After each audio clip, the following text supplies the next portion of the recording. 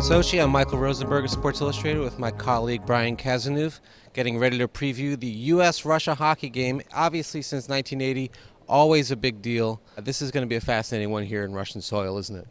It really is. You know, this has been a tale of two Russias, or Soviet Unions, in the sense that this was the most dominant team in the world in the 60s and the 70s, really through the 80s. And then after the breakup of the Soviet Union, they fell on hard times. So there's enormous pressure on them for them to do well here, but especially on their home soil, the pressure is really elevated, and against their great rivals from the United States. Ever since that Miracle on Ice game in 1980, there has always been a little extra something when these two teams have gotten together. And they each had what looked like a warm-up game. Russia struggled a little bit more than the Americans did.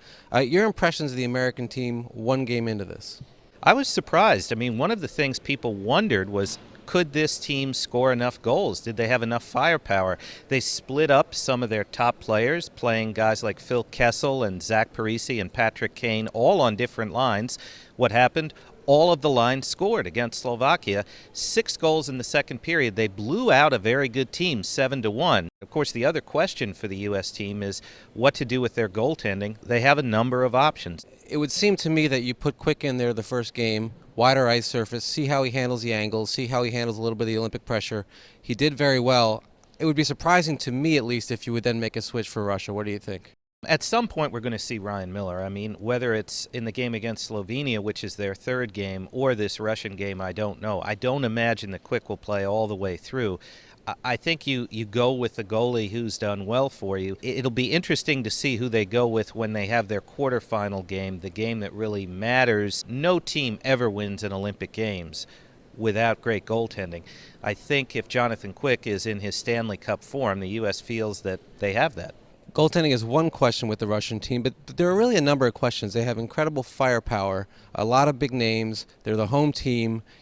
But if you look at that team, I mean, they've got a number of KHL players. There are some questions there, aren't there? You know, I think in their first game, we saw the best and worst of the Russian team, and that's exactly what you can get from them in this tournament. Within the first couple of minutes, they got goals from Alex Ovechkin and Evgeny Malkin, which gives you an idea of just how much fear they can strike into other teams. And then they kind of got confused for a while against a team that's not really that good. The problem, and Teemu Selanne, the great Finnish player, really pointed it out, there are 5 guys on the ice, but there's only 1 puck.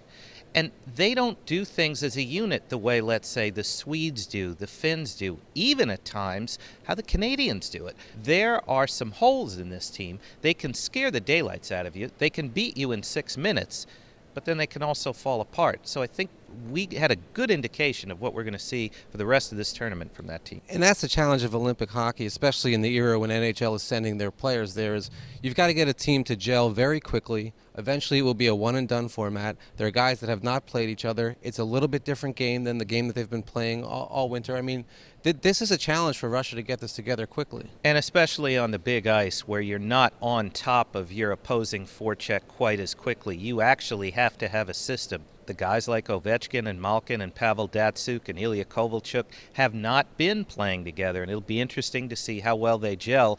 That question, if it's answered positively, could end up in a gold medal. If not, it could be the biggest disappointment of the games for the home team.